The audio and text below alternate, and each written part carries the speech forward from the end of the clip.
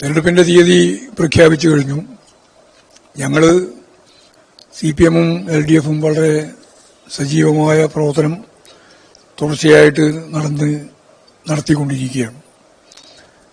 തെരഞ്ഞെടുപ്പ് തീർച്ചയായും ഇടതുപക്ഷത്തിന് അനുകൂലമായ വലിയ മുന്നേറ്റമാണ് എല്ലാ തദ്ദേശ സ്വയംഭരണ സ്ഥാപനങ്ങളിലും ഉണ്ടാകാൻ പോകുന്നത്.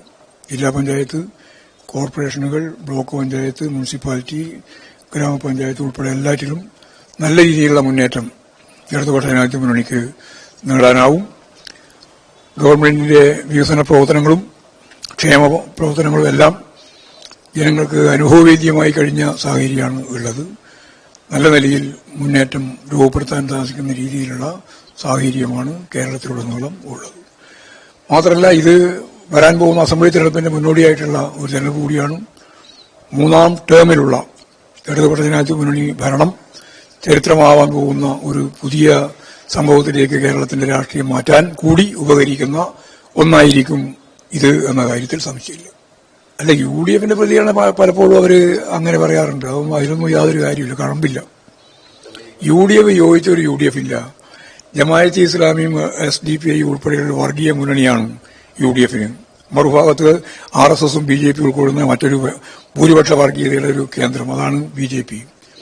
അപ്പോൾ ഈ രണ്ട് വർഗീയതക്കെതിരായിട്ടുള്ള മതനിരപേക്ഷ ഉള്ളടക്കത്തോടുകൂടി കേരളം ശക്തിയായിട്ട് ഇടതുപക്ഷ ജനാധിപത്യ മുന്നണിക്ക് അനുകൂലമായിട്ട് മാറും എന്ന കാര്യത്തിൽ സംശയം വേണ്ട. അയ്യപ്പനെയൊന്നും അവർ ഉപയോഗിക്കാൻ ശ്രമിക്കുകയായിരിക്കും. പക്ഷെ അത് BJP-യുടെ തന്നെ ഒരു സെക്കൻഡ് പാർട്ടാണ് കോൺഗ്രസിന്റെ ഇപ്പോഴത്തെ നിലപാട്. ഇവർ തമ്മിൽ അന്തർധാരയുണ്ട്, അതാണ് നമുക്ക് കാണാൻ സാധിക്കുക. അതെ, അത് പ്രസിഡന്റിന്റെ വികസനമാണ് പ്രധാനമായിട്ടുള്ള പ്രശ്നമായിട്ട് ചർച്ച ചെയ്യാൻ പോകുന്നത്. ഇപ്രാവശ്യം പ്രസിഡന്റ് തന്നെ കർണാടകവുമായി ബന്ധപ്പെട്ട് വലിയൊരു കേസ് നിലനിൽക്കുകയാണ്. 500 കോടി രൂപയുടെ തട്ടിപ്പുമായി ബന്ധപ്പെട്ട പ്രശ്നം.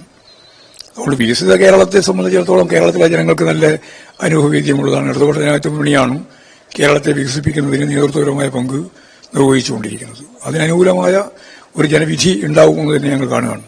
അതേ, വർഗീയതയാണ് കേരളത്തിലെ അതിശക്തിയായിട്ട് സ്വാധീനിക്കാൻ പോകുന്ന ഒരു വിഭാഗം. അപ്പോൾ എല്ലാ വിശ്വാസികളെയും ചേർത്ത് വർഗീയതയെ എതിർത്ത് വർഗീയതയെ പരാജയപ്പെടുത്തുക എന്നുള്ള നിലപാടാണ് കേരളം എടുക്കേണ്ടത്. എല്ലാ വിശ്വാസികളെയും ചേർത്ത് വർഗീയതക്കെതിരായ പോരാട്ടം ശക്തിപ്പെടുത്തണം. തെറ്റായ നിലപാടാണ്. ഒരിക്കലും ഭരണഘടനാ വിരുദ്ധമായ സമീപനമാണത്. സ്വന്തം കക്ഷി താല്പര്യത്തിന് വേണ്ടി RSS-ന്റെ ഗണഗീതം പാലിപ്പിക്കുക എന്നുള്ളത് തെറ്റായ നിലപാടാണെന്ന് ഇപ്പോൾ വിദ്യാഭ്യാസ വകുപ്പ് മന്ത്രി തന്നെ ചൂണ്ടിക്കാണിച്ചിട്ടുള്ളതാണ്. ഭരണഘടനാപരമായിട്ട് തെറ്റായ സമീപനമാണ്.